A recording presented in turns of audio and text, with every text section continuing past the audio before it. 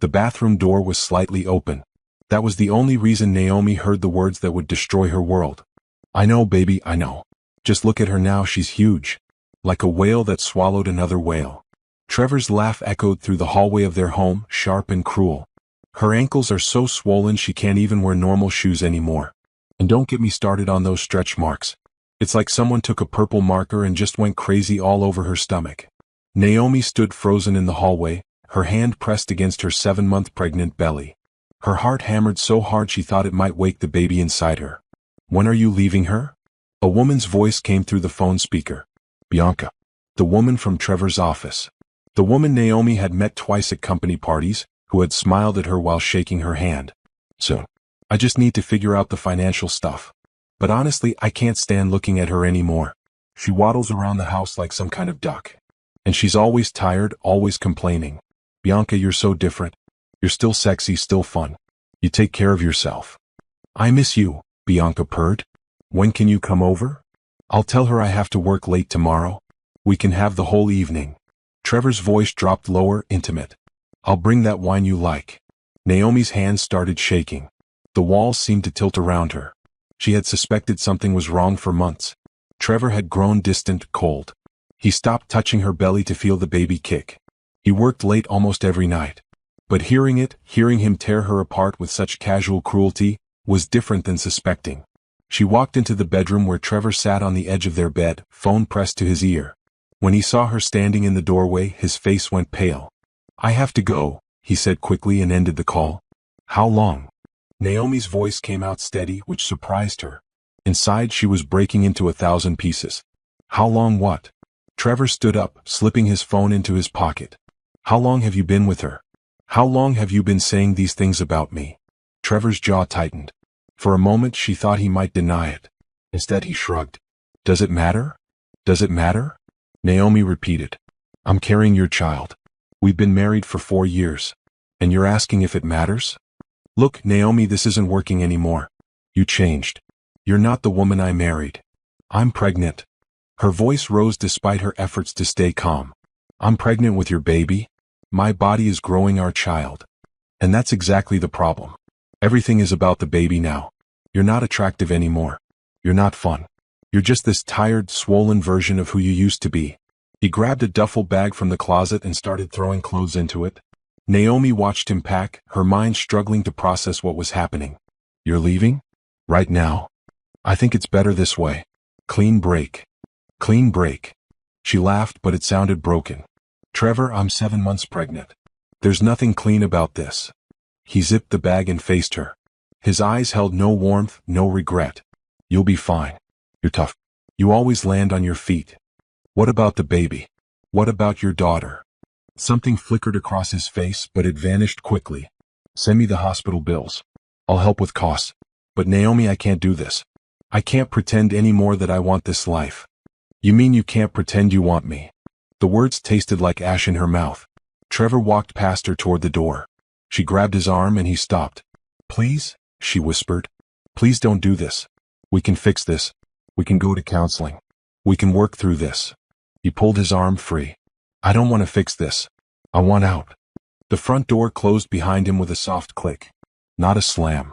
Just a quiet, final sound that marked the end of everything Naomi had believed about her life. She stood in the empty bedroom for a long time. Her reflection stared back at her from the mirror across the room. Pregnant. Alone. Abandoned. The baby kicked hard against her ribs, as if reminding her she wasn't truly alone. Naomi placed both hands on her belly and felt her daughter moving inside her. Active. Strong. Alive. She walked to the bed and sat down carefully. Her phone sat on the nightstand. She could call her mother, but her mother had never approved of Trevor. She could call her sister, but her sister lived 3 states away with her own family. She could call her best friend, but admitting this out loud felt impossible. Instead, Naomi pulled out her laptop and opened her bank accounts. The joint account that she and Trevor shared had been nearly emptied. He had left her exactly $1,000. Their savings account, the one they had been building for the baby's future, was completely drained. Her hands trembled as she checked their credit cards. Maxed out. All of them.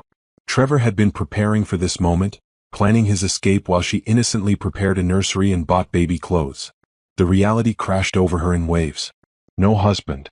No money. No support system. 7 months pregnant with nowhere to turn. Naomi closed her laptop and lay back on the bed. The baby kicked again, a rolling movement across her entire belly. She watched the ripple under her skin, her daughter's tiny foot or hand pushing against the wall that separated them. "It's just us now," Naomi whispered to her unborn child. "But I promise you we're going to be okay. Somehow we're going to be more than okay." She didn't know how she would keep that promise. She had no plan, no resources, no safety net. But as she lay there in the home that no longer felt like hers, Naomi made a decision. She would not beg Trevor to come back. She would not chase him or try to win him over or compete with Bianca. She would do something harder. She would survive. She would build a life for her daughter. And she would make sure that Trevor's cruelty became the fuel for her transformation, not the cause of her destruction. The night stretched ahead of her, long and uncertain. But morning would come. And when it did, Naomi would start figuring out how to stand on her own 2 swollen feet and walk forward into whatever came next.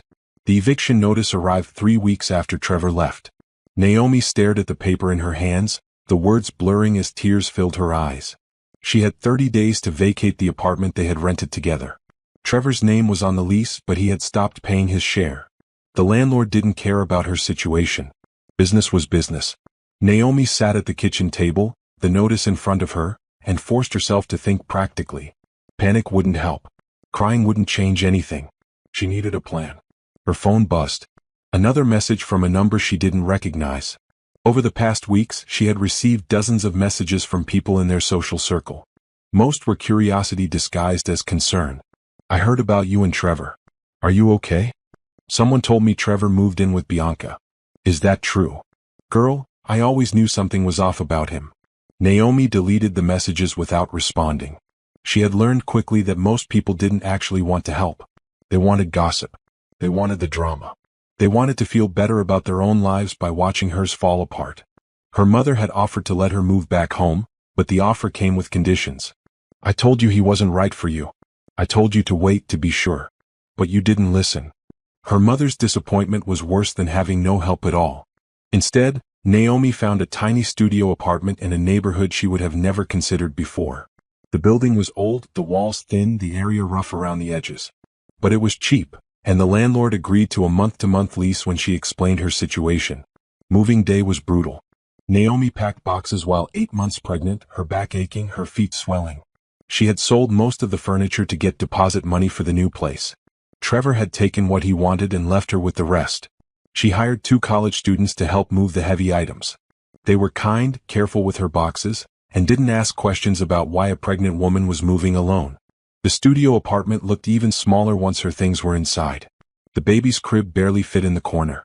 There was no separate bedroom, no proper kitchen, just a hot plate and a mini fridge. The bathroom had rust stains in the tub and a mirror that made everything look slightly warped. Naomi sat on the edge of her second-hand mattress and looked around her new home. This was rock bottom. This was what happened when your husband chose someone else and left you with nothing. Her phone rang. Trevor's number. She had ignored his calls for weeks, but something made her answer this time. "What do you want?" "I heard you moved." His voice sounded strange, not quite guilty but not indifferent either. "Yes. I got evicted from the apartment you stopped paying for." Silence on the other end. Then, "I'm sorry about that. Things have been tight." Tight. Naomi laughed bitterly. "Trevor, I'm living in a studio apartment that's smaller than our old bedroom. I sold our couch to pay for the deposit. Don't talk to me about things being tight. Look, I called because I wanted to know if you need anything. For the baby." "Now you care about the baby? That's not fair, Naomi. She's still my daughter."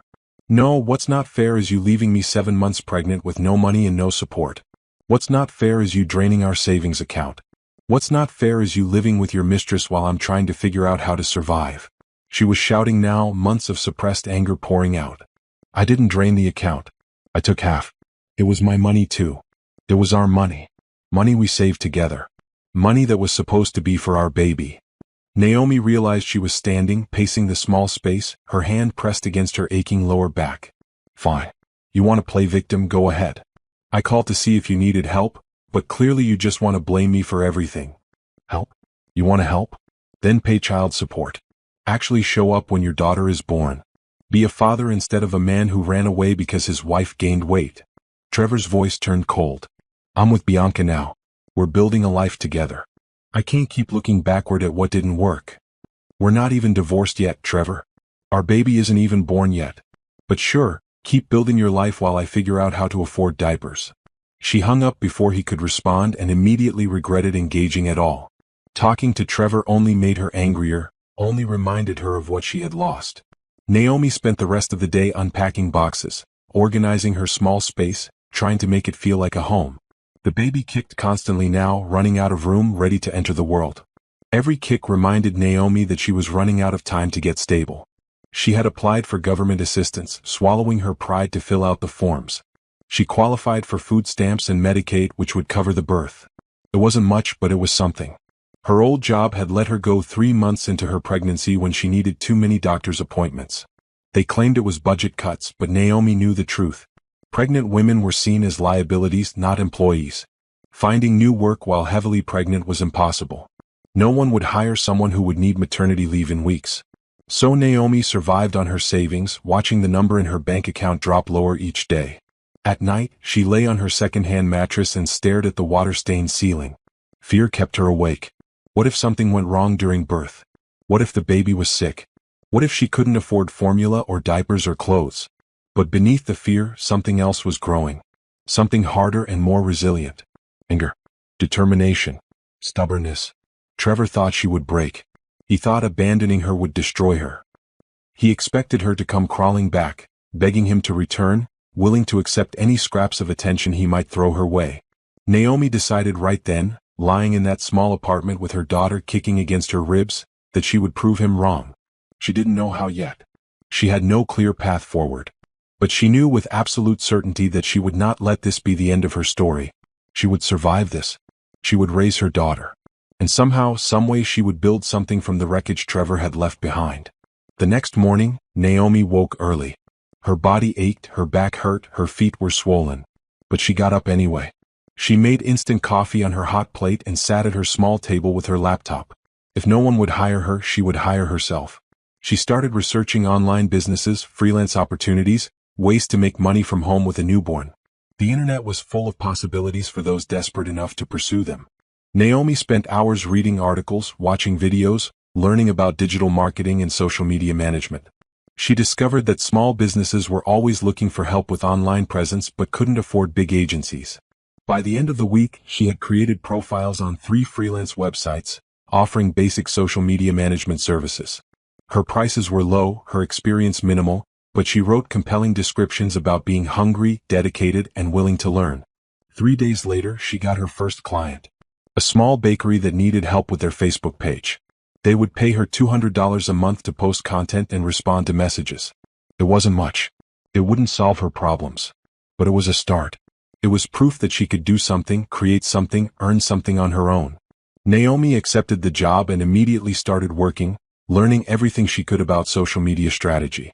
The baby kicked and rolled inside her while she typed, creating posts, designing simple graphics with free software, engaging with the bakery's customers. 2 weeks later, she got a second client. Then a third. The money was small, but it was growing. More importantly, Naomi was growing. She was learning skills, building a portfolio, creating something that belonged entirely to her. Trevor called once more before the baby was born. I heard you're doing some kind of online work. How did you hear that? Bianca saw your profile on one of those freelance sites. She thought it was funny you trying to be some kind of businesswoman. Naomi felt her jaw tighten. Tell Bianca I'm glad I could entertain her. Look, I'm just saying don't get your hopes up. Those things never work out.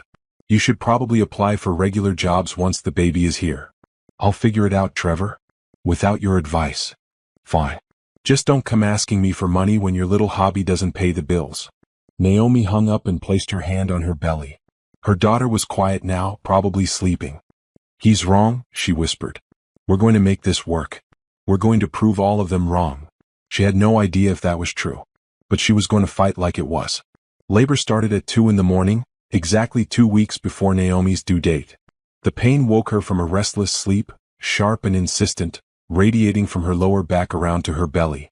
For a moment, she lay in the darkness of her studio apartment, trying to breathe through the contraction.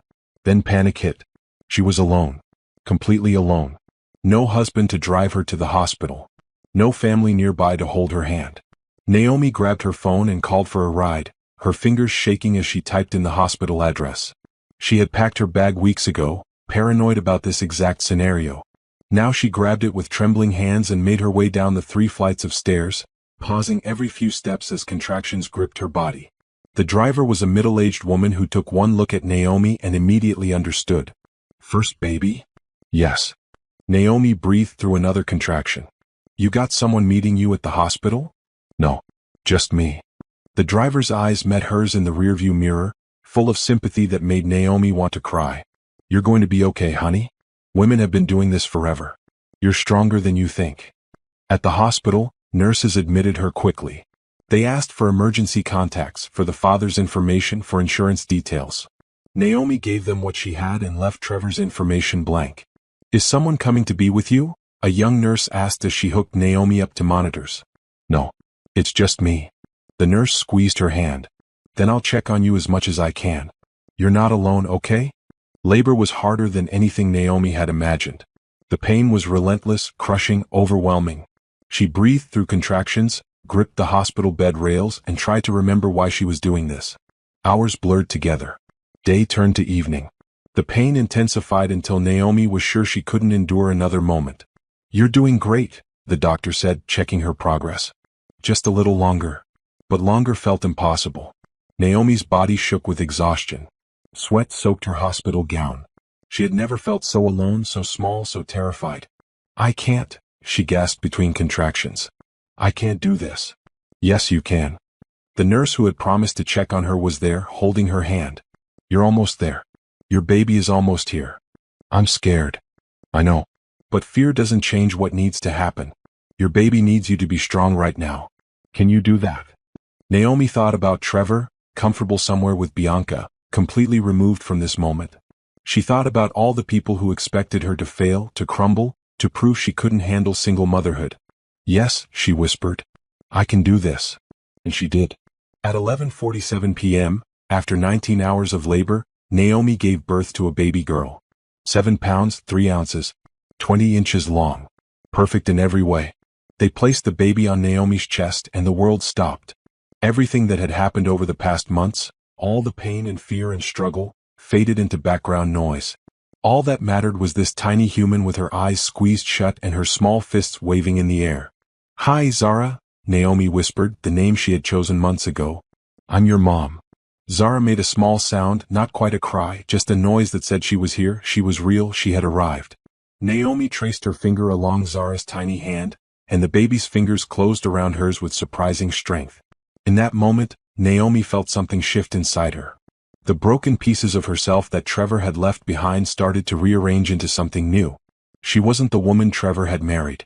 She wasn't the woman he had abandoned. She was a mother now. And that was a power she had never understood until this moment. The nurses taught her how to breastfeed, how to change diapers, how to swaddle. They were patient and kind, never mentioning the absence of a partner or family. When Naomi struggled to latch Zara for feeding, a nurse sat with her for 30 minutes, gently guiding her through the process. You're doing great, the nurse said. First-time moms always worry they're doing everything wrong. But look at her. She knows you're her mother. That's all she needs. On the second day, Naomi's phone rang. Trevor. She debated not answering, but something made her pick up. Did you have the baby? No greeting, no asking how she was. Yes. Yesterday. A girl. How much did she weigh? Naomi told him the details, her voice flat and emotionless. When can I see her? I don't know, Trevor. When do you want to see her? Don't be like that. I'm trying to be involved. You're trying to be involved now. You weren't trying when I was alone in labor for 19 hours. You weren't trying when I was moving into a studio apartment 8 months pregnant. Fine. I get it. I'm the bad guy. Can I see my daughter or not? Naomi looked down at Zara sleeping in the bassinet next to her bed. So small. So innocent. So unaware of the complicated mess she had been born into. You can see her. But Trevor, if you're going to be in her life, you have to actually be in her life. No showing up when it's convenient and disappearing when it's hard. She deserves better than that. I understand. Text me when you're home. I'll come by. He hung up without asking how she was, without acknowledging what she had just been through, without saying anything about the daughter he had supposedly wanted to see. Naomi put the phone down and picked up Zara, holding her close. "He's not going to show up," she whispered to her sleeping daughter. "And that's okay. Because I'm going to be enough for both of us." The hospital discharged them the next day. Naomi took another ride back to her studio apartment, Zara strapped into a car seat that a hospital charity program had provided. Everything felt surreal. She was bringing home a human being. A person who depended entirely on her for survival. The studio apartment looked even smaller with baby gear scattered around. But Naomi set up the bassinet next to her bed and arranged supplies on the small table. Diapers, wipes, bottles, formula for backup even though she was breastfeeding. That first night alone with Zara was terrifying. The baby woke every 2 hours crying to be fed. Naomi stumbled through the darkness, exhausted and sore from birth, trying to figure out what her daughter needed. Was she hungry? What? Cold? Sick? By the third feeding, around 4 in the morning, Naomi sat in the only chair in her apartment and cried while Zara nursed. She was so tired. Her body hurt. She had no idea what she was doing. And she was completely, utterly alone. But as the sun started to rise, filtering weak light through the thin curtains, something settled in Naomi's chest. She was tired, yes. Overwhelmed, yes. But she was doing it. She was keeping this tiny human alive. She was functioning on no sleep, healing from childbirth and somehow managing. Zara finished feeding and looked up at her with unfocused eyes. Naomi stared back at her daughter and felt a fierce love so powerful it almost scared her. "We're going to be okay," she told Zara. "I don't know how yet. But I promise you we're going to build a good life. A better life than I ever had planned." Trevor never came to meet his daughter. He texted 3 days later saying work was busy and asking for pictures instead. Naomi sent one photo and then blocked his number. She didn't need his empty promises. She didn't need his occasional interest. She needed to focus all her energy on survival, on building something stable for Zara. The freelance work became harder with a newborn. Naomi worked during Zara's naps, during late-night feedings, any moment she could steal. She typed one-handed while breastfeeding. She returned client emails at 3 in the morning. She was exhausted every single day. But the client list grew. Word spread that she was reliable, creative, and cheap. Small businesses hired her to manage their social media, to create content, to engage with customers. The money was still modest, but it was steady. Naomi opened a separate savings account and named it Zara's Future. Every extra dollar went into that account. $5 here. $10 there. It added up slowly, but it added up. At her 6-week postpartum checkup, the doctor asked if she had support at home. "No, it's just me and my daughter." The doctor studied her for a moment. "How are you managing?" "I'm managing." "That's not what I asked. How are you really doing?" Naomi felt tears prick her eyes but forced them back. "I'm tired. I'm scared. I have no idea what I'm doing. But I'm doing it anyway." The doctor nodded. "That's called being a mother. You're doing better than you think." Those words carried Naomi through the hardest early months. When Zara cried for hours with colic and nothing helped. When Naomi's milk supply dropped from stress and exhaustion. When the money ran dangerously low and she had to choose between buying diapers and paying the electric bill. She kept going. She kept working. She kept fighting.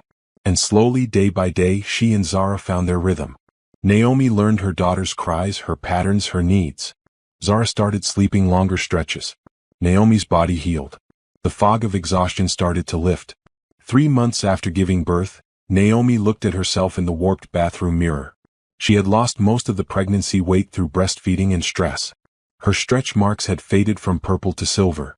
Her body was different now, marked by pregnancy and birth, but it was also stronger. She had survived Trevor leaving. She had survived being alone. She had survived childbirth and newborn care with no support. She was still standing. Naomi picked up Zara from her bassinet and held her close. "You know what, baby girl? Your dad thought I would break. He thought abandoning me would destroy me. But he was wrong. We're not just surviving. We're going to thrive. I don't know how long it will take, but I promise you we're going somewhere. And when we get there, no one will ever be able to knock us down again." Zara made a gurgling sound and grabbed a fistful of Naomi's hair. Naomi laughed, the sound surprising her. It had been months since she had laughed genuinely. The road ahead was still long and uncertain. But for the first time since Trevor had walked out, Naomi felt something other than fear and despair. She felt determination. She felt purpose. She felt the beginning of hope. 2 years after Zara's birth, Naomi was running on 4 hours of sleep and 3 cups of coffee. She had just put Zara down for a nap and now sat at her small table, laptop open, working on a social media campaign for her 7th client.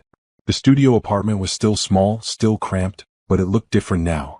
There were toys in organized bins. Children's books stacked on a small shelf.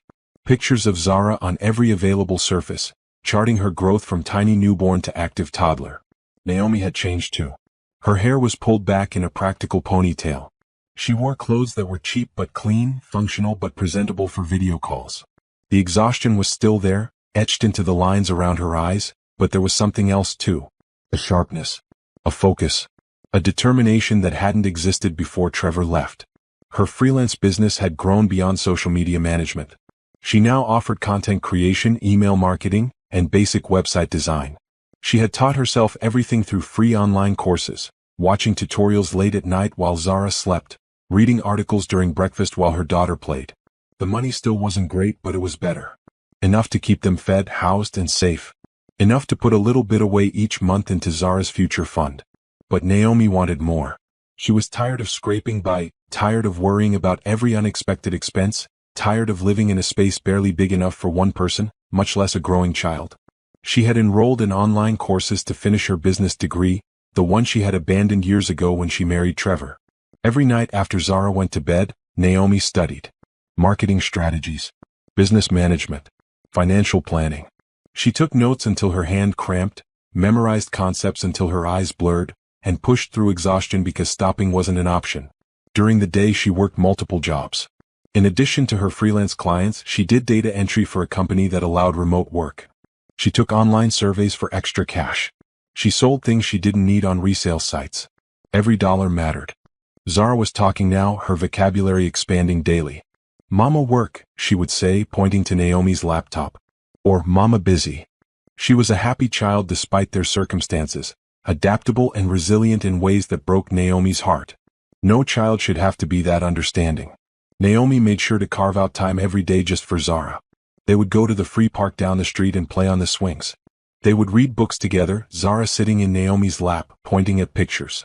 They would sing songs and dance around the tiny apartment, Zara giggling with pure joy. Those moments reminded Naomi why she was working so hard. Not for revenge. Not to prove anything to Trevor. But to give Zara the life she deserved. Trevor had visited Zara exactly 3 times in 2 years. Each visit was awkward and brief. He would show up, hold his daughter uncomfortably for a few minutes, take some pictures for his social media, and then leave. Naomi could tell he had no real interest in being a father. Zara was a prop to him, proof he wasn't a complete deadbeat, but not an actual person he wanted to know. The child support payments were irregular and minimal. Naomi had taken him to court, but Trevor claimed financial hardship. The judge ordered him to pay $300 a month. He usually paid half that and only after Naomi sent multiple reminders. But Naomi stopped counting on his money. She built her budget assuming she would get nothing from him. Anything he did pay went straight into savings. Bianca had gotten pregnant about a year after Zara was born. Naomi heard about it through mutual acquaintances who still felt the need to update her on Trevor's life. She felt nothing when she heard the news. No jealousy. No anger. Just a brief moment of pity for the child who would have Trevor as a father. What did bother her was when those same acquaintances would ask, "Doesn't it hurt? Seeing him build a family with her while you're struggling alone?" Naomi learned to smile and say, "I'm not struggling. I'm building something too. It just looks different." And it was true. Every small win felt monumental. When she landed a client who paid double her usual rate. When she finished a particularly difficult class with an A. When Zara learned to use the potty and they could stop buying diapers. These victories belonged entirely to Naomi. She had earned them without Trevor's help or approval. One evening, after putting Zara to bed, Naomi sat down with her laptop and looked at her business finances. In 2 years, she had saved nearly $5,000. It wasn't much by most standards, but for her, it was a fortune. It represented countless late nights, sacrificed sleep, and relentless hustle. She had been thinking about something for months but had been too scared to actually do it. Now, looking at that number, she decided it was time. Naomi registered her freelance work as an actual business. She created an LLC, designed a simple website, and gave herself a professional email address. Instead of being a freelancer taking whatever work came her way, she was now the owner of a marketing consultancy. The name had taken her weeks to decide on. She finally settled on Phoenix Marketing Solutions. She liked the symbolism. Rising from ashes. Starting fresh. Becoming something new and powerful. Her first move as a real business owner was to raise her rates. She had been undercharging for years out of fear and desperation. Now she researched what other consultants charged and set her prices to match, even though it terrified her. She expected to lose clients. Instead, something unexpected happened. The higher prices made her look more professional. New clients who wouldn't have considered her before suddenly took her seriously. Business owners who wanted quality rather than cheap work started reaching out. Within 3 months, her income had doubled. It still wasn't enough to be comfortable, but it was enough to breathe a little easier. Enough to buy Zara new shoes when she needed them instead of waiting for a sale. Enough to occasionally order takeout instead of cooking every meal. Naomi hired a babysitter for a few hours twice a week so she could focus on work without interruption. The expense felt enormous, but the productivity boost was worth it.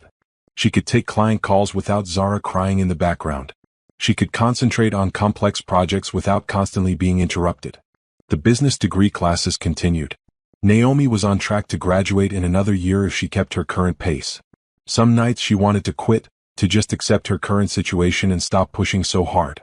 But then she would look at Zara sleeping in her crib, or think about what kind of example she was setting, and she would force herself to keep going.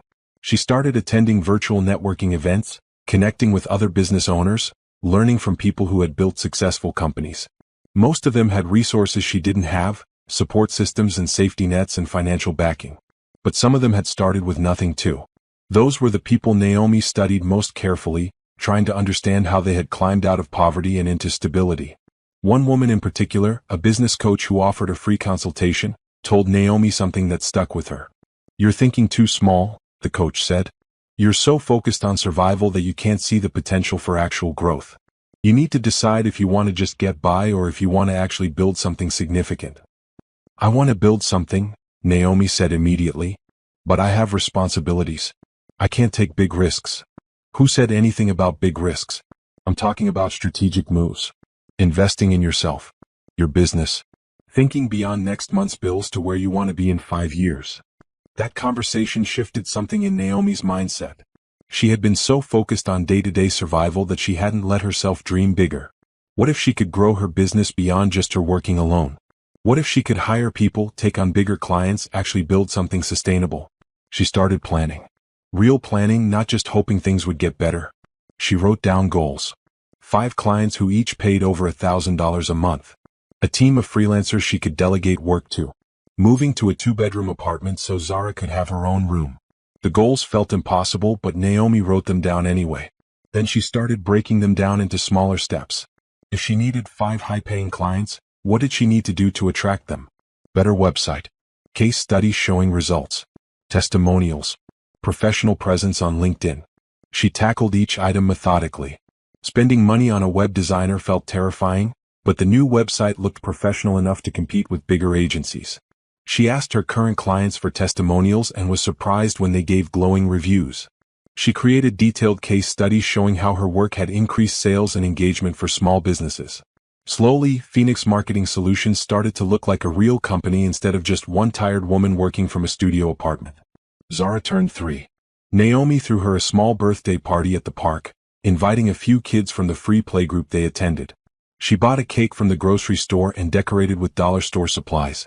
It wasn't fancy, but Zara was delighted, especially when she got to blow out the candles. One of the other mothers at the party pulled Naomi aside. "You're doing an amazing job with her. She's such a happy, well-adjusted kid." "Thank you," Naomi said, feeling emotional. "I'm trying. It shows. And can I say I follow your business online? What you're building is really impressive. My husband's company might need marketing help soon. Can I connect you too?" That introduction led to Naomi's first corporate client. A small manufacturing company that needed help with their online presence. The contract was for 6 months at $3,000 per month. When Naomi saw the signed agreement, she sat down and cried. Not sad tears. Not stressed tears. Tears of relief and hope and the beginning of belief that maybe she could actually do this.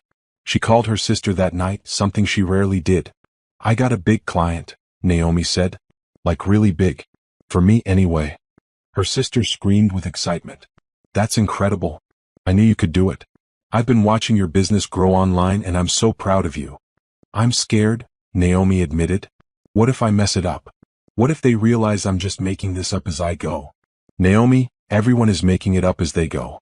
The difference is you're actually doing it. You're not just talking about someday starting a business. You did it while raising a child alone, while recovering from your husband abandoning you. You're not a fraud. You're a fighter. After they hung up, Naomi sat in the quiet apartment and let herself feel proud. For the first time since Trevor left, she felt like she was moving towards something instead of just running away from the past. The climb was still steep. She still had far to go. But she was climbing one exhausting step at a time, and the view was starting to change. 5 years after Trevor walked out, Naomi barely recognized her own life. She stood in the small office space she had just rented, looking at the empty room that would soon house her growing business. It wasn't fancy. Just 2 rooms in a shared office building with fluorescent lights and industrial carpet. But it was hers. Phoenix Marketing Solutions now had 8 regular clients and 3 people working part-time as contractors. Naomi had learned to delegate, something that terrified her at first. Letting go of control meant trusting others, and trust was something Trevor had broken in her. But it turned out she was good at hiring people. She looked for hustlers like herself. People who needed a chance, who were hungry to prove themselves. She hired a single mom who did graphic design, a college student who was brilliant at content writing, a retired teacher who had a gift for customer engagement. She paid them fairly, respected their time, and gave them opportunities to grow. In return, they were loyal and hardworking. They helped her take on bigger projects, serve more clients, and deliver better results. Zara was in kindergarten now, attending a decent public school in a better neighborhood. They had moved out of the studio apartment 2 years ago into a 2-bedroom apartment. Nothing luxurious, but Zara had her own room with a real bed and space for her toys. The walls were painted a cheerful yellow, and Naomi had hung up Zara's artwork everywhere. Financially, they were stable for the first time since Trevor left. Naomi could pay bills without panic. She had money in savings.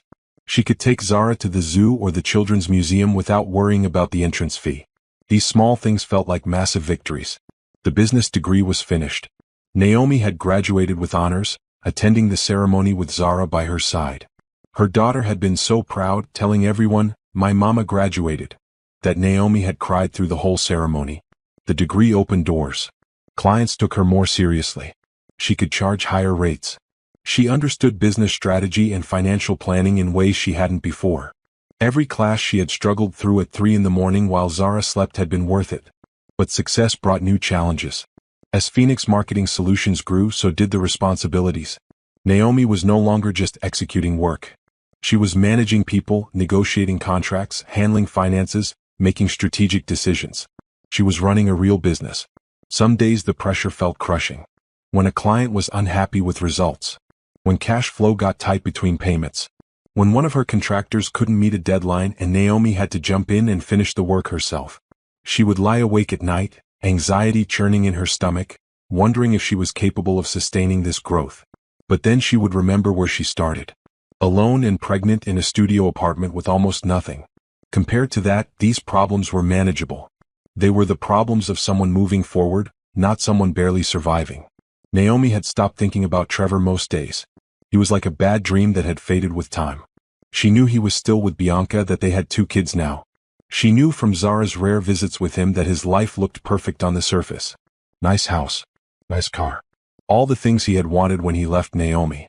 But Naomi also knew from things Zara innocently mentioned, that Trevor and Bianca fought constantly. That money was tight.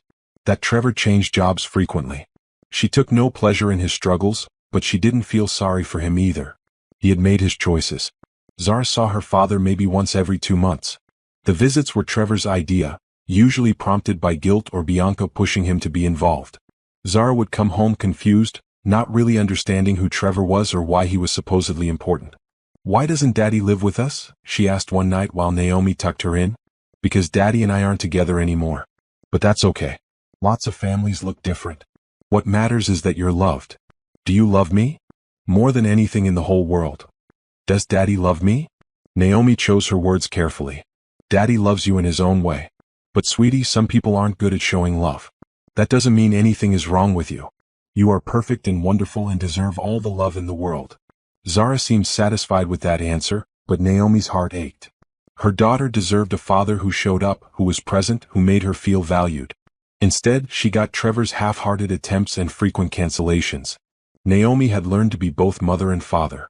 She went to every school event, every parent-teacher conference, every birthday party. She taught Zara to ride a bike, helped with homework, kissed scraped knees, and dried tears. She was enough. She had to be. The new office space became official in March. Naomi bought second-hand furniture and set up 2 desks, a meeting table, and a small waiting area. She hung up her business license and the client testimonials she was most proud of. She added plants to make the space feel less sterile. On opening day, she brought Zara to see it. Her daughter ran around the empty rooms, her footsteps echoing. "This is where Mama works now?" Zara asked. "Yes. What do you think?" "It's big. Bigger than our old apartment." Naomi laughed. "It is, isn't it? Mama's business is growing, which means we can keep growing too." "Are we rich now?" "No, baby. We're not rich. But we're doing okay. We're stable. And we're going to keep building." "I'm proud of you, Mama." Those words from her 5-year-old daughter made Naomi tear up. "I'm proud of us, sweet girl. We're a team." The business continued growing throughout that year. Naomi landed a contract with a regional restaurant chain to manage social media for all their locations. It was her biggest client yet, worth $15,000 over 6 months. She celebrated by taking Zara to a nice restaurant, something they rarely did. "Can I order anything?" Zara asked, eyes wide at the menu. "Anything you want." Zara ordered chicken tenders and fries, the same thing she always got. But the joy on her face at being able to choose freely, without Naomi calculating costs in her head, was priceless. Naomi allowed herself to order something beyond the cheapest option. A pasta dish that sounded good. A glass of wine. It felt decadent and strange and wonderful. "Are we celebrating?" Zara asked. "Yes. Mama got a really big client today. It's going to help us a lot. I knew you could do it. You're the best, Mama." Naomi reached across the table and squeezed her daughter's hand. Everything she had been through, every struggle and setback and moment of despair, had led to this. Sitting in a decent restaurant with her healthy, happy daughter, celebrating actual success. Trevor's name came up in conversation only when necessary. Child support was now deducted automatically from his paycheck after Naomi had gone back to court. $400 a month. It was something, though still minimal compared to what raising a child actually cost. He had protested the increase, claiming he couldn't afford it with 2 other kids. Naomi had sat in that courtroom, looking at the man who had once been her husband, and felt nothing but indifference. "Your Honor," she had said when asked to speak, "I'm not trying to punish him. I'm trying to get basic support for our daughter. He chose to have more children. That doesn't mean he gets to ignore his first one." The judge had agreed and set the new amount. Trevor had glared at her on the way out of the courthouse. "You're really going to take food out of my other kids' mouths?" he hissed. Naomi had looked at him steadily. "I'm making sure your first child has what she needs. You should have thought about finances before abandoning your pregnant wife." It was the last time they spoke directly. Everything after that went through the court system or brief text messages about pickup times. By the time Zara was 6, Naomi had 12 employees, a bigger office space, and annual revenue crossing 6 figures. She wasn't wealthy, but she was undeniably successful. Phoenix Marketing Solutions had a reputation for delivering results, for being reliable, for understanding small and medium businesses. Naomi started getting invited to speak at local business events. At first, she declined, terrified of public speaking. But her business coach pushed her to say yes. "You have a story people need to hear. Single mom, started with nothing, built a successful company. That's powerful. Share it." So Naomi said yes to a small Chamber of Commerce event. Standing in front of 50 people, she told her story. Not all of it. She left out the most painful details about Trevor. But she talked about starting her business while caring for a newborn. About learning everything from free online resources. About making every dollar stretch. About refusing to give up when things got hard. The response was overwhelming. People approached her afterward wanting advice, wanting to connect, wanting to learn from her. She got 3 client inquiries from that one talk. More speaking opportunities followed. Naomi got better at it, more comfortable sharing her journey. She became known as the marketing consultant who had built her business from nothing, who understood bootstrapping and hustle, who didn't come from privilege or connections. That reputation attracted a specific type of client. Other entrepreneurs who were grinding, who were building with limited resources, who valued results over fancy presentations. Naomi understood them because she was them. She knew what it felt like to invest money you couldn't afford to lose. She knew the fear of trying something new with no safety net. Zara was proud of her mom in ways that made Naomi emotional. She would tell her teachers, her friends, anyone who would listen about her mama's business. She drew pictures of Naomi at a computer helping people. She wrote school assignments about my mama who never gives up.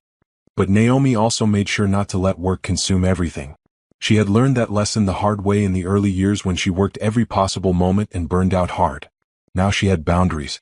She was home for dinner with Zara every night. Weekends were for family time, not clients. She took vacations even if they were just camping trips or road trips to nearby cities.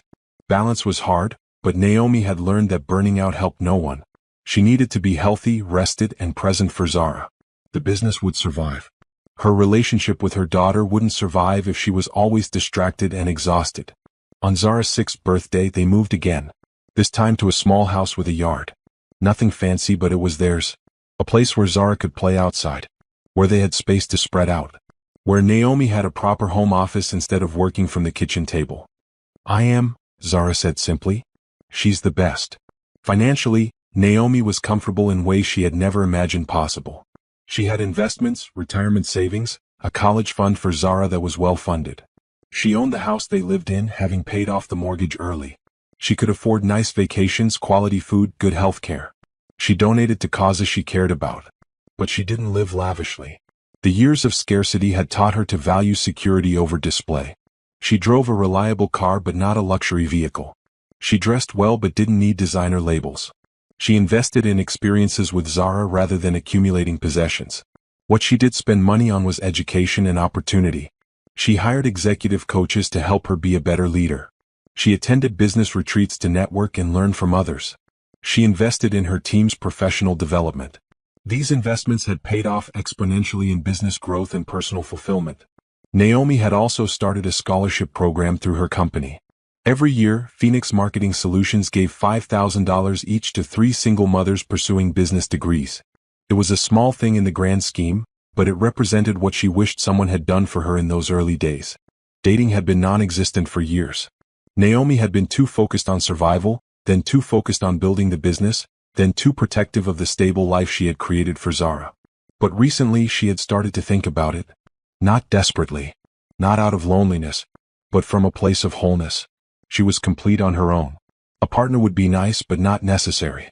She had gone on a few dates over the past year. Nothing serious. Nothing that interfered with her priorities. She was selective about who she let into her life and very selective about who she let meet Zara. Trust was still hard. Believing someone wouldn't leave when things got difficult was still hard. But she was trying. Opening herself to the possibility of love again, even if cautiously. She deserved that. After everything she had overcome, she deserved to be happy in all aspects of her life. The business continued growing. Naomi was exploring expansion into new markets, potentially opening a second office location. She had been approached about selling the company more than once, but she always declined. Phoenix Marketing Solutions was hers. She had built it from nothing. Selling felt like betraying everything she had fought for. Besides, she loved what she did. Helping businesses grow. Creating jobs. Mentoring her team. Proving that you could build something ethical and successful simultaneously. These things gave her purpose beyond money. Zara wanted to be a business owner too when she grew up. Like you, Mama, she said. I want to help people and make money doing it. Naomi's heart swelled when she heard that. Not because she needed her daughter to follow in her footsteps, but because Zara had learned that women could be powerful, that mothers could be successful, that struggle could transform into strength. At the company's 8th anniversary party, Naomi gave a speech to her team. She thanked them for their dedication, celebrated their collective success, and shared her vision for the future. Then she got personal. Some of you know my story. How this company started. But I don't talk about it much because I don't want to be defined by my worst moment. I want to be defined by what I built from it. She paused, looking around at the faces of people who had become like family. 8 years ago I had nothing. I was alone, broke, and terrified. I started this company out of desperation, not ambition. But somewhere along the way, desperation turned into determination. And determination turned into success. Not just financial success, though that's nice. Success in creating something meaningful. Something that provides for families. Something that makes a difference. She raised her glass. Here's to 8 more years. And to every single person who believed in this vision and helped make it real, thank you. The team cheered. Zara, sitting at a table with some of the employees' kids, clapped the loudest. Later that night, after everyone had left and Naomi was closing up the office, she stood at the window looking out at the city lights. Somewhere out there, Trevor was living his life. Somewhere out there, Bianca was probably dealing with his moods and inconsistencies. Somewhere out there, other single mothers were struggling like Naomi had once struggled. She thought about that woman who had been abandoned while pregnant, crying on a mattress in a studio apartment, wondering how she would survive. If Naomi could go back and tell her that in 8 years she would own a multi-million-dollar company, would she have believed it? Probably not. The gap between that despair and this success seemed impossible to cross. But she had crossed it, one exhausting step at a time. One small win building on another. One day of refusing to quit leading to another day of pushing forward. Naomi had learned that transformation wasn't one dramatic moment. It was 1,000 small decisions. To keep going. To learn something new. To take a risk. To believe in herself when no one else did. To refuse to let Trevor's abandonment define her worth. She had become someone she was proud of. Not perfect. Still scared sometimes. Still carrying scars from those early years. But strong. Capable. Successful on her own terms. And best of all, she had given Zara a childhood full of stability, love, and possibility. Her daughter would never wonder if she was valued. She would never question if her mother would be there. She would grow up knowing that women could be powerful and that struggle could be survived. That was Naomi's real success. Not the money or the recognition or the thriving business. The real success was the confident, happy girl who called her mama and believed she could do anything. Trevor hadn't destroyed her. He had inadvertently created the conditions for her transformation. And for that, Naomi felt nothing but indifference toward him. He was irrelevant to her story now. Just a footnote. A character who appeared briefly and then faded away. The empire Naomi had built belonged entirely to her. And she was nowhere near done building. The email invitation had arrived 3 weeks ago. Naomi almost deleted it thinking it was spam. But something made her read it carefully. You've been selected as a keynote speaker for the Regional Business Summit. We would be honored to have you share your expertise in digital marketing and entrepreneurship with our attendees. The summit was one of the largest business conferences in the region, drawing hundreds of entrepreneurs, executives, and investors. Being asked to keynote was a significant honor. Naomi had immediately accepted. Now she stood backstage at the convention center, smoothing down her navy blazer and trying to calm her nerves. She had spoken in front of large audiences before, but this was different. This was the biggest stage yet. She was scheduled to speak right after lunch to a crowd of over 300 people. You're going to be amazing, her operations manager, Tasha, said, giving her an encouraging smile. Tasha had insisted on coming to provide moral support. I just need to remember to breathe, Naomi said, reviewing her notes one final time. You know this material inside and out. Just be yourself. That's what people connect with. Naomi nodded, trying to channel the confidence she had built over 8 years. She had earned her place on this stage. She belonged here. The introduction began. Someone from the conference was listing her achievements, talking about Phoenix Marketing Solutions growth, describing her journey from single mother to successful CEO. Naomi listened to her own story being told and felt a surge of pride. She had done this. Against all odds, she had built something remarkable. Please welcome Naomi Patterson. Applause filled the auditorium as Naomi walked onto the stage. The lights were bright, the crowd a sea of faces. She found her center, smiled, and began her presentation. She talked about digital marketing strategy, about understanding customer psychology, about building authentic brand connections. She shared case studies from her work, demonstrated successful campaigns, and offered practical advice. The audience was engaged, taking notes, nodding along. But she also got personal, as she always did. 8 years ago, I started my business out of necessity, not choice. I had a newborn baby and no other options. I learned marketing by watching free YouTube videos at 3 in the morning while my daughter slept. I made every mistake you can imagine. But I kept learning, kept improving, and kept refusing to quit. The audience leaned forward, connected not just to the business strategy but to the human story behind it. The biggest lesson I learned is that your circumstances don't define your potential. Your response to those circumstances does. You can let hard times break you, or you can let them forge you into something stronger. I chose the second option. And if you're facing challenges right now, I hope you'll choose it too. The applause when she finished was thunderous. People stood up. Naomi felt tears prick her eyes but blinked them back. She had done it. She had commanded that stage and delivered a message that mattered. Afterward, there was a networking break. Dozens of people approached her, wanting to connect, asking questions, requesting business cards. Naomi smiled and engaged with each person, genuinely interested in their stories and challenges. She was mid-conversation with a potential client when she heard a voice she hadn't heard in years. Naomi? She turned and there he was, Trevor, standing 10 feet away, looking shocked and significantly aged. His hairline had receded. He had gained weight. His suit was decent but not expensive. He looked tired and worn in a way that had nothing to do with age and everything to do with life beating him down. For a moment, Naomi couldn't speak. Seeing him here in this context felt surreal. The last time she had thought about Trevor, really thought about him, had been years ago. He had become irrelevant to her daily life. And now here he was, disrupted her triumph. Trevor, she finally said, her voice neutral. I didn't know you were speaking today.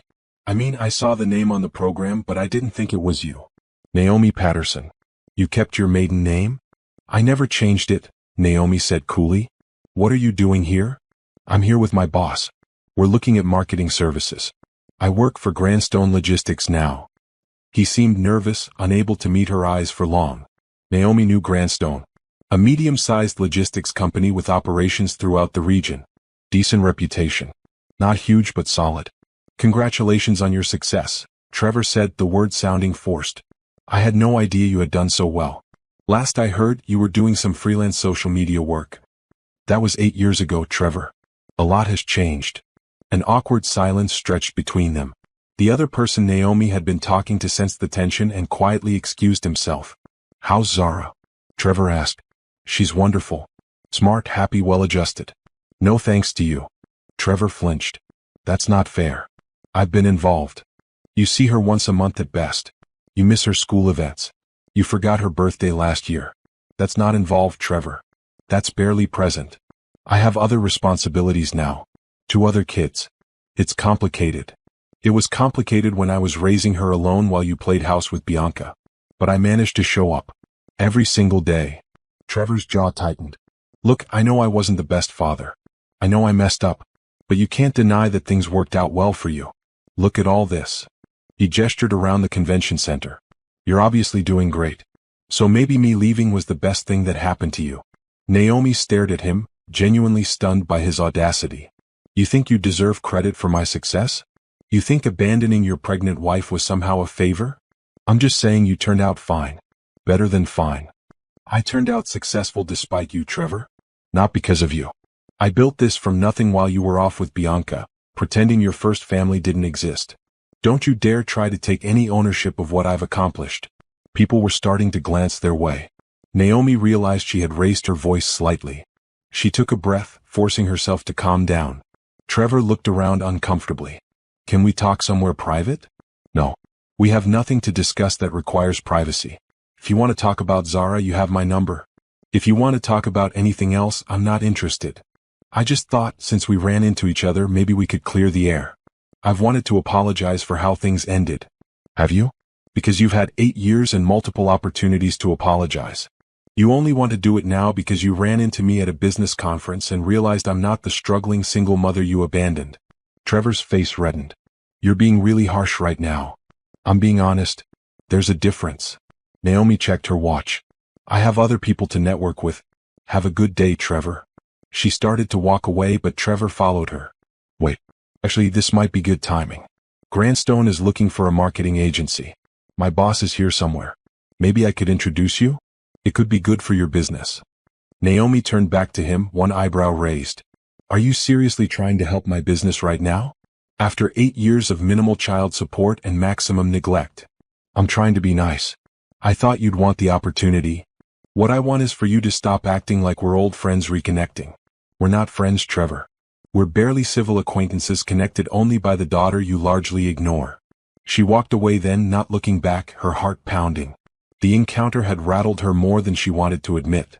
Seeing Trevor, hearing his voice, being reminded of who he was and what he had done, it brought back emotions she thought she had buried.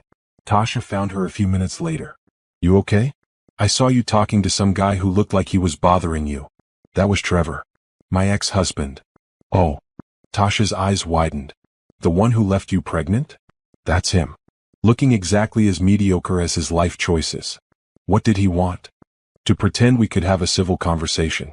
To act like his abandonment wasn't that bad since I turned out successful. The usual narcissist nonsense. Tasha squeezed her shoulder. You handled it well. You walked away with your head high. Naomi nodded, but inside she was shaking.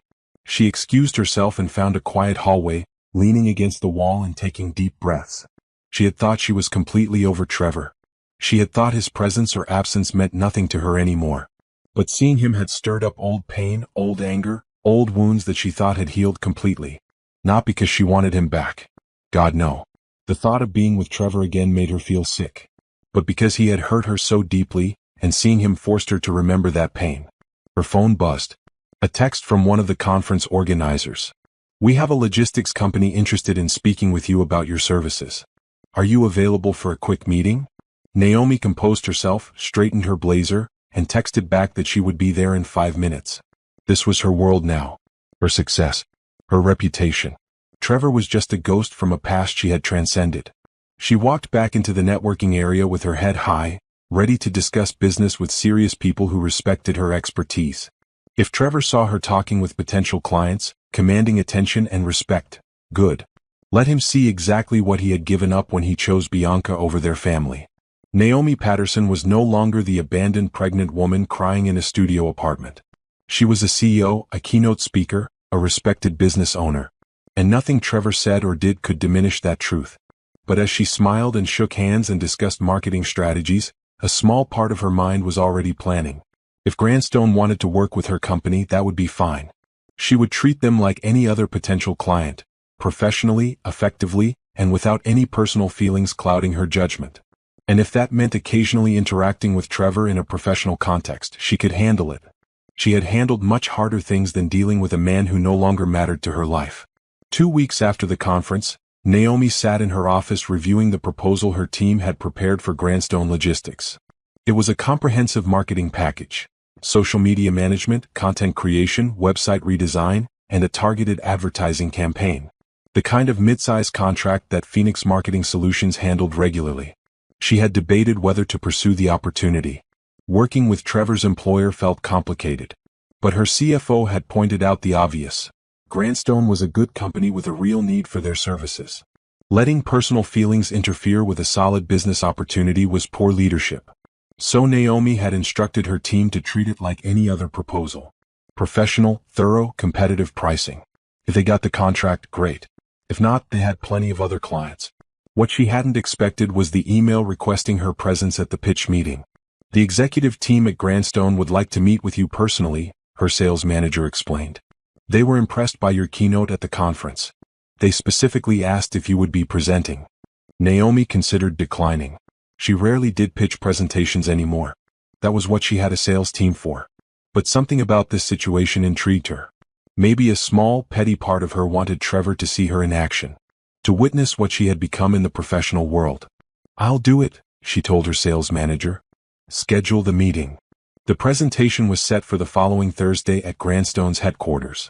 Naomi prepared thoroughly, reviewing every detail of their proposal, anticipating questions, ensuring she understood Grandstone's business challenges. On the morning of the meeting, she dressed in her best suit, charcoal gray, perfectly tailored, paired with a white blouse and elegant heels. She looked like exactly what she was, a successful business owner who commanded respect. Tasha drove with her to provide support. You're going to crush this, Tasha said as they pulled into Grandstone's parking lot. It's just another pitch, Naomi said, though her heart was beating faster than usual. The reception area was modern and professional. A woman at the front desk directed them to a conference room on the 3rd floor. As they walked through the building, Naomi noticed the typical office environment. Cubicles, closed offices, people moving with purpose. And then she saw him. Trevor, sitting at a desk in an open workspace area, looking at his computer. He glanced up as they passed, and his eyes widened. Naomi kept walking, not acknowledging him, her face neutral. The conference room was spacious with a large table and excellent presentation equipment. 3 executives were already there. The CEO, the VP of Operations, and the Marketing Director. All of them stood to greet Naomi and Tasha with warm handshakes. Miss Patterson, thank you so much for coming, the CEO said. I was at your keynote 2 weeks ago. Very impressive presentation. Thank you. I'm glad you found it valuable. We've been struggling with our marketing for years, the marketing director admitted. Tried a few agencies but never found the right fit. Your company's approach seems different. We focus on sustainable, results-driven strategies, Naomi explained. Not flashy campaigns that look good but don't actually increase revenue. Real growth for our clients is our only metric of success. They were settling in to begin the presentation when the door opened. Trevor walked in looking uncomfortable, carrying a laptop. He took a seat at the far end of the table without making eye contact with anyone. The CEO noticed Naomi's brief pause. Trevor handles some of our marketing coordination.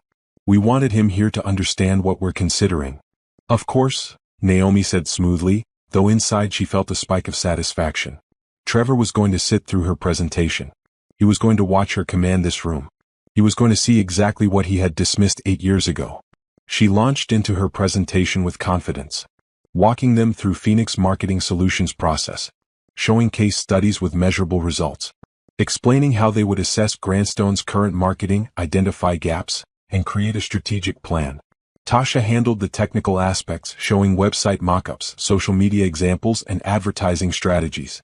Together, they presented a comprehensive vision for elevating Grandstone's market presence. The executives asked intelligent questions. Naomi answered each one with expertise and clarity. She could see them nodding, exchanging impressed looks, leaning forward with interest. Trevor sat at the end of the table, his face unreadable. He hadn't said a single word. I have to say, the CEO finally spoke.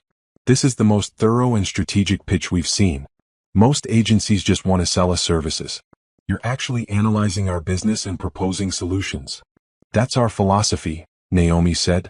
We don't have a one-size-fits-all approach. Every client gets a custom strategy based on their specific needs and goals. And your price point is competitive with other agencies we've considered, but the value proposition is significantly higher, the VP of Operations added. They discussed timeline, deliverables, and expectations. The conversation flowed naturally. Naomi could feel the meeting going well, could sense they were leaning toward hiring Phoenix Marketing Solutions. Finally, the CEO looked at Trevor. You've been quiet. Any thoughts about this proposal? Trevor shifted uncomfortably. It seems comprehensive. I just wonder if a smaller agency can really handle an account of our size. Naomi kept her expression neutral, but internally she recognized what he was doing. Trying to sabotage her. Trying to plant doubt. That's a fair concern, she said calmly. Let me address it. Phoenix Marketing Solutions currently manages 42 active clients, including several that are larger than Grandstone. We have a team of 18 people with specialized expertise. We're not a one-person operation working from a laptop anymore. The emphasis on anymore was subtle but intentional. A reminder to Trevor of where she had started and how far she had come. We have the infrastructure, the experience, and the track record to manage Grandstone effectively, Naomi continued. In fact, mid-sized companies like yours are our specialty. We're big enough to handle complex needs but small enough to give you personalized attention. Large agencies will treat you like a number. We'll treat you like a priority. The CEO nodded appreciatively. That's exactly what we're looking for. They wrapped up the meeting with handshakes and promises to make a decision within the week. As Naomi and Tasha packed up their materials, the marketing director pulled Naomi aside. Off the record, she said quietly. You're our first choice. I just need to get final approval from our board. But I wanted you to know we're very impressed. Thank you. We would love the opportunity to work with Grandstone. Walking back through the building, Naomi spotted Trevor waiting near the elevators. He was clearly trying to intercept her. She considered walking past him but decided to face whatever he wanted to say. That was some presentation, Trevor said as she approached. Thank you. I didn't know you had gotten so professional. So polished. It's impressive. Is there something you need, Trevor? Or are you just making observations? He glanced around to make sure no one was listening. Look, I know things are weird between us. But if Grandstone hires your company, we'll have to work together sometimes. I just want to make sure we can be professional about it. I'm always professional, Naomi said coolly. My personal feelings don't interfere with my work. I hope you can say the same. Of course. He paused. For what it's worth, I am impressed by what you've built. I always knew you were smart, but this is beyond what I expected. What you expected. Trevor, you left me with nothing. You didn't expect anything from me except failure. Don't rewrite history now that you see I succeeded despite you. That's not fair. What's not fair is you trying to undermine my proposal in that meeting, questioning whether my company can handle the account. You tried to sabotage me." Trevor's face reddened. "I was just raising a legitimate concern." "No, you were trying to protect your ego. You can't stand seeing me succeed. You can't stand that I'm presenting to your bosses as an equal. Maybe even as a superior, since they're considering hiring me. You're reading too much into it." "Am I?" "Trevor, I know you. I know how your mind works. You want me to fail because my success highlights your mediocrity." The elevator doors opened. Naomi stepped inside and Tasha quickly followed. "Have a good day, Trevor," Naomi said as the doors closed, her voice dripping with false politeness. Once they were alone in the elevator, Tasha let out a low whistle. That was intense. "He tried to sabotage the pitch," Naomi said, her hands shaking slightly from adrenaline. "I noticed, but you shut it down perfectly. Did you see the CEO's face when you addressed his concern?" Trevor made himself look insecure and petty. Naomi took a deep breath, forcing herself to calm down. "I shouldn't let him get to me." "You didn't.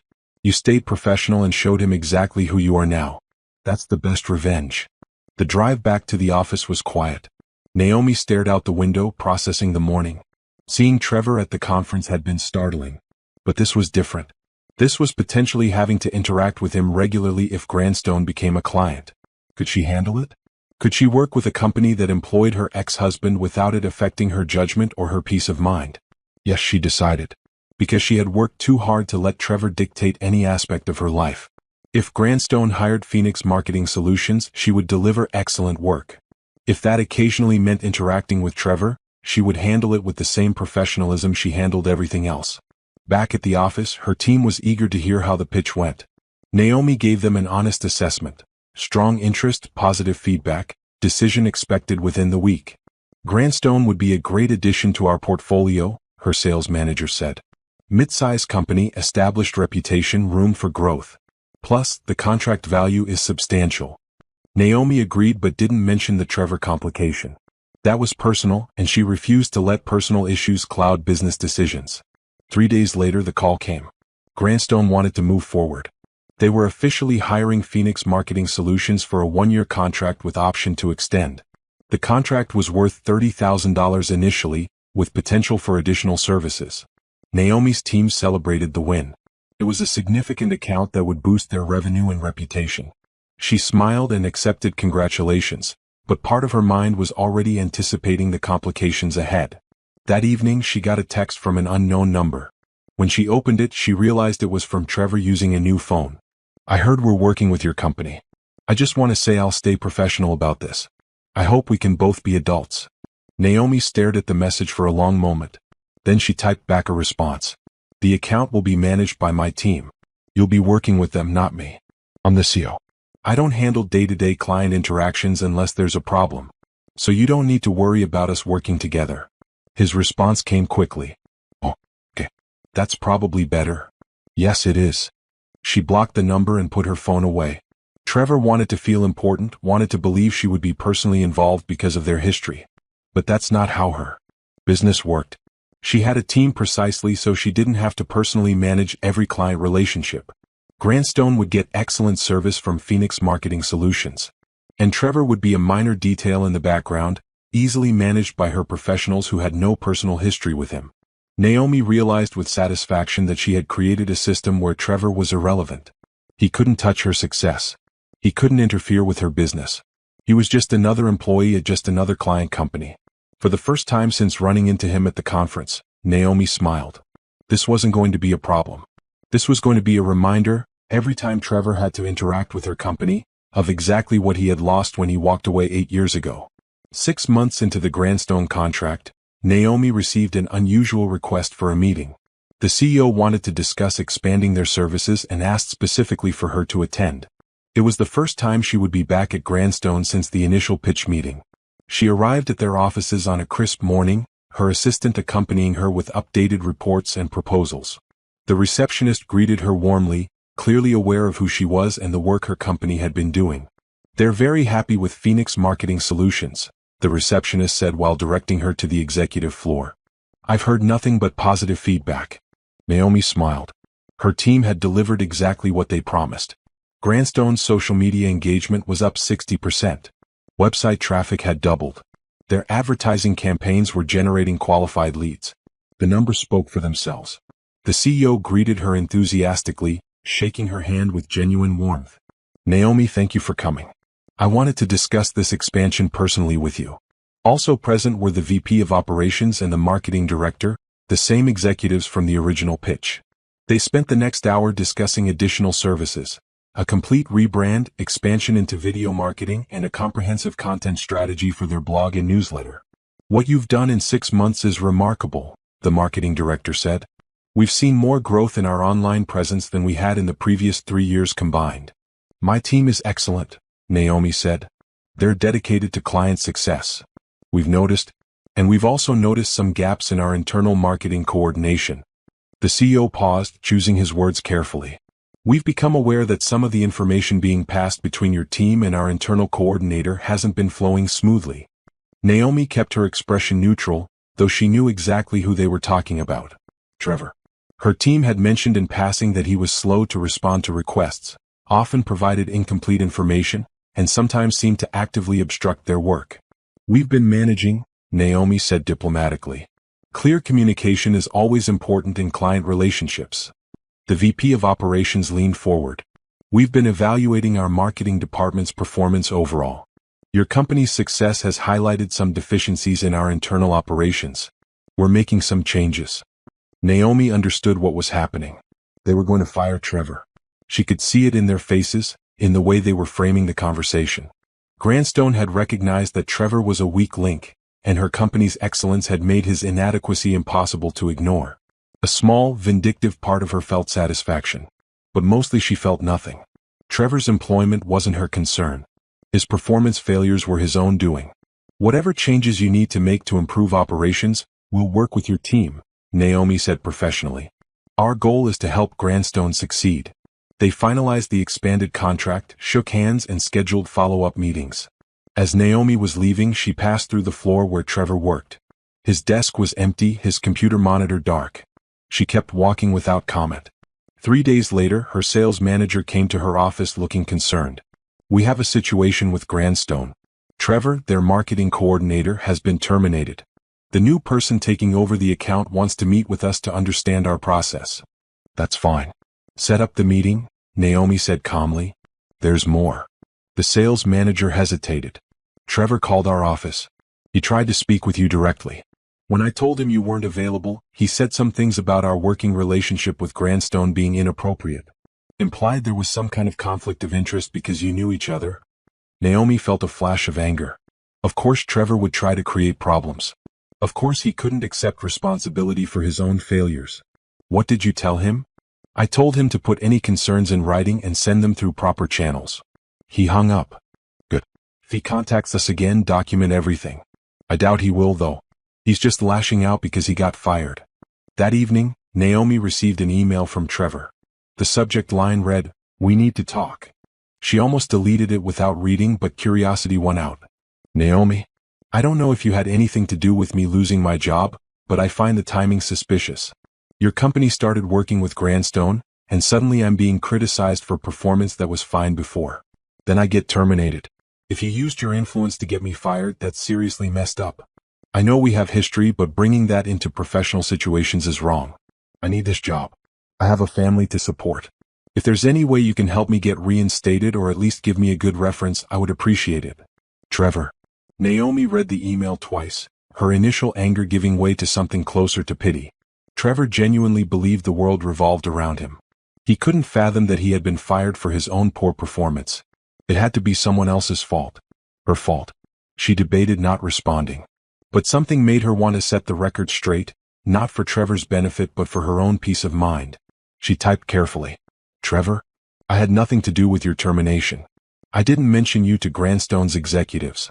I didn't suggest they evaluate your performance. I didn't influence their decision in any way. What happened is simple. Your company hired my company to do marketing work. My team delivered excellent results. In the process, they had to interact with you as their internal coordinator. Apparently, you didn't perform that role well. Grandstone made their own assessment and their own decision. You're looking for someone to blame for your failure. I'm not that person. Your job performance is your responsibility. As for helping you get reinstated or providing a reference, the answer is no. I have no professional relationship with you. I owe you nothing. I hope you find employment that better suits your capabilities. But please stop contacting me or my company. Any further communication will be considered harassment. Naomi. She hit send before she could second-guess herself. Then she forwarded the entire exchange to her lawyer, just as documentation in case Trevor tried to cause problems. His response came within minutes. Wow, you really have changed. You used to be kind and understanding. Now you're just cold and successful. I guess this is what money does to people. I hope you're proud of yourself. I hope your business success is worth losing your humanity. Naomi read his words and felt nothing but disdain. This was Trevor's pattern. When confronted with his own failures, he attacked the person pointing them out. He made himself the victim and everyone else the villain. She blocked his email address and made a note to tell her receptionist to refuse any calls from him. The new coordinator at Grandstone was efficient and professional. The expanded contract moved forward smoothly. Naomi's team continued delivering excellent results, and Grandstone's marketing presence grew significantly. 2 months later, Naomi was at a business luncheon when someone approached her table. It was one of the executives from Grandstone, the VP of Operations. Naomi, I'm glad I ran into you, he said. I wanted to thank you again for the work your company is doing. The board is thrilled with the results. I'm glad to hear it. My team works hard for every client. I also wanted to mention something. After we made changes to our internal marketing team, we discovered some issues with the previous coordinator's work. Projects that weren't completed, reports that were falsified, budgets that were mismanaged. It was worse than we realized. Naomi nodded but said nothing. I'm telling you this because he apparently tried to blame his termination on your company. Claimed there was some kind of conflict of interest. I wanted you to know that we investigated thoroughly, and his termination was entirely based on documented performance failures that had nothing to do with Phoenix Marketing Solutions. I appreciate you clarifying that, Naomi said, though I never doubted Grandstone's professionalism. Still, I wanted you to hear it directly. Your company's involvement actually helped us identify problems we should have caught earlier. So in a way, we owe you for more than just the marketing success. After he left, Naomi sat with that information. Trevor hadn't just been mediocre at his job. He had been actively bad at it. Falsifying reports. Mismanaging budgets. Creating problems that Grandstone had been dealing with long before Phoenix Marketing Solutions entered the picture. His firing had nothing to do with her. She was just a convenient scapegoat for his own failures. That evening, Naomi was home helping Zara with homework when her daughter asked, Mama, did you see Daddy this week? No, sweetie. Why? He was supposed to pick me up from school yesterday for our visit, but he never came. The school called you instead, remember? Naomi did remember. Another broken promise. Another disappointment for Zara. I remember. Did he explain why? He texted and said he was busy with job stuff. He said he would make it up to me. Zara didn't sound upset, just resigned. She was used to Trevor's unreliability. I'm sorry he missed your time together, Naomi said, hugging her daughter. It's okay. I got to come home and we made cookies instead. That was better anyway. Naomi's heart broke a little. Zara shouldn't have to rationalize her father's absence. She shouldn't have to find silver linings in his broken promises. You know you deserve a dad who shows up, right? Who keeps his promises and makes you a priority. Zara looked up at her with wise eyes that seemed too old for her 10 years. I have you, Mama. You always show up. That's enough. That night, after Zara was asleep, Naomi poured herself a glass of wine and sat on her back porch. She thought about revenge, about justice, about karma. She hadn't actively tried to get Trevor fired. But she hadn't stopped it either. She had built a company that delivered such excellent work that it highlighted his inadequacy by comparison. She had created a standard of professionalism that he couldn't meet. Was that revenge? Maybe. But it was the best kind. The kind where she didn't have to do anything except be excellent at what she did. The kind where Trevor's own failures caused his downfall, not any action she took against him. Naomi had spent years building something meaningful. She had created jobs, helped businesses grow, supported her daughter, and proved that resilience could transform pain into power. That was her revenge. Not hurting Trevor, but succeeding so completely that his abandonment became irrelevant. Trevor had thought leaving her would break her. He had believed she would struggle and fail and eventually come crawling back, grateful for any attention he might give her. Instead, she had built an empire. She had become someone people respected and sought advice from. She had created a life so full of purpose and success that Trevor was just a footnote, a brief chapter in the early pages of a much larger story. The revenge she had chosen wasn't destruction. It was transformation. It was taking everything Trevor thought would destroy her and using it as fuel to become unstoppable. And that, Naomi realized, was the sweetest revenge of all. The ballroom was filled with people dressed in elegant evening wear, all gathered to celebrate the 10th anniversary of Phoenix Marketing Solutions. Naomi stood at the edge of the room, watching her team mingle with clients, partners, and supporters. The event was more elaborate than she had initially wanted, but her operations manager had convinced her that 10 years deserved a proper celebration. "You built something remarkable," Tasha had said. "Let people celebrate it with you." So Naomi had agreed, and now here she was in a beautiful emerald dress that Zara had helped her pick out, surrounded by people who believed in what she had created. Zara stood beside her, almost as tall as Naomi now at 12 years old. She wore a navy dress and her hair in an elegant updo, looking mature beyond her years. She had been excited about the party for weeks, helping plan decorations and insisting on making a speech. "Are you nervous about your speech?" Naomi asked her daughter. "A little. But Mama, you taught me that doing hard things is how we grow. So I'm ready."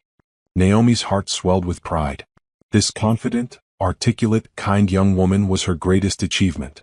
Not the business, not the awards, not the financial success. Zara was the true measure of everything Naomi had done right. The evening progressed with dinner, networking, and heartfelt speeches from team members and clients. The marketing director from Grandstone spoke about how Phoenix Marketing Solutions had transformed their business. A small bakery owner who had been one of Naomi's very first clients talked about how her support had saved her business during hard times. Then it was Naomi's turn to speak. She stood at the podium, looking out at the 100+ people gathered in the ballroom, and felt overwhelmed with gratitude. 10 years ago, she began, I started Phoenix Marketing Solutions out of desperation. I was a single mother with a newborn baby and no money. I didn't have a business plan or investors or even a clear idea of what I was doing. I just knew I had to survive, and I had to provide for my daughter. She paused, gathering her thoughts. I'm standing here tonight as the CEO of a company with 52 employees, annual revenue in the millions, and a reputation for excellence. That transformation still amazes me.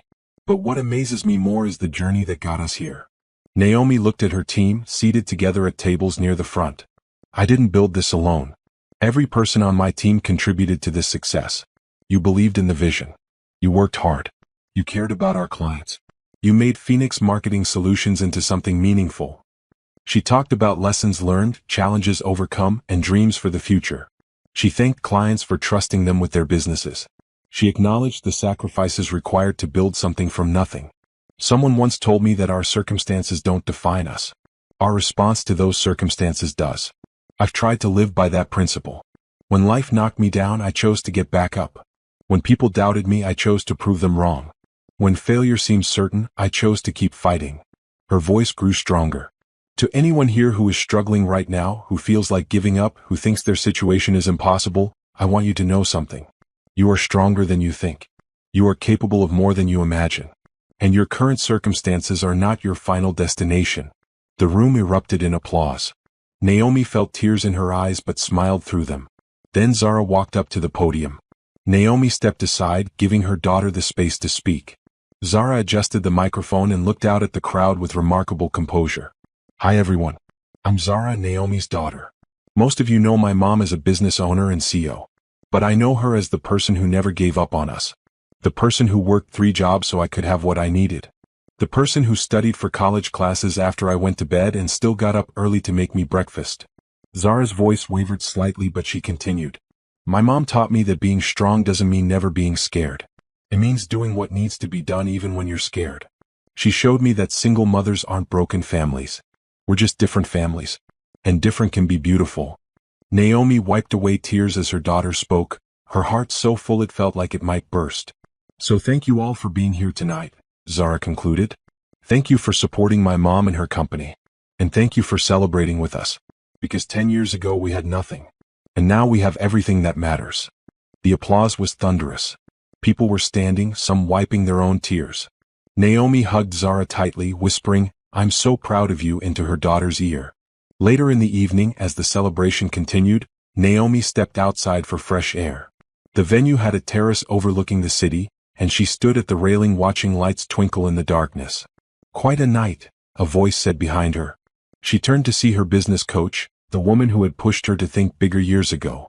They had become friends over time, and Naomi had invited her to the celebration. "It is," Naomi agreed. "Sometimes I still can't believe this is my life." "You earned every bit of it.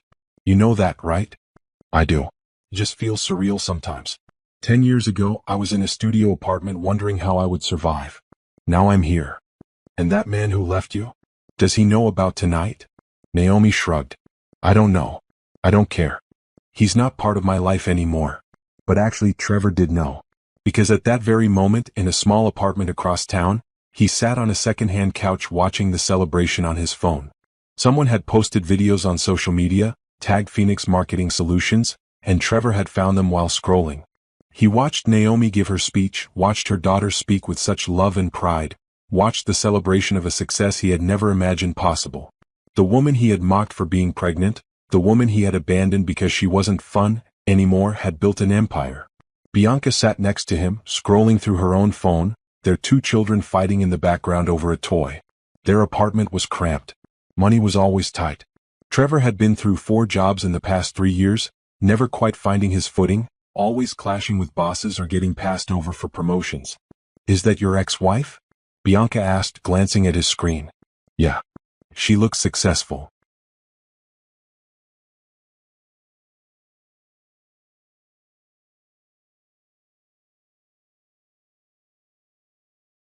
"She is. And that's your daughter?" Trevor nodded, unable to speak. Zara looked so much like him, but she carried herself like Naomi. Confident. Well, when's the last time you saw her?" Bianca asked. "Few months ago. I've been busy." "You mean you've been avoiding it?" Trevor didn't argue. It was true. Seeing Zara reminded him of everything he had given up, every choice he had made wrong. It was easier to just not show up than to face his daughter's polite distance and Naomi's cold indifference. "Do you regret it?" Bianca asked quietly. "Leaving her?" Trevor thought about lying but didn't have the energy. Every single day. On the terrace, Naomi received a notification on her phone. An industry magazine had just published their article naming her Businesswoman of the Year for the region. The article would hit newsstands tomorrow, but they had given her advance notice. She read the headline and felt a wave of satisfaction. Not because she needed external validation, but because it represented how far she had come. From abandoned and broke to recognized and respected. Her phone buzzed again. This time, a text from an unknown number. She almost didn't open it, but something made her look. "I saw videos from your celebration. Congratulations on everything you've accomplished. You deserve it. I'm sorry for everything I put you through. I hope you and Zara are happy. Trevor." Naomi stared at the message for a long moment. She thought about responding.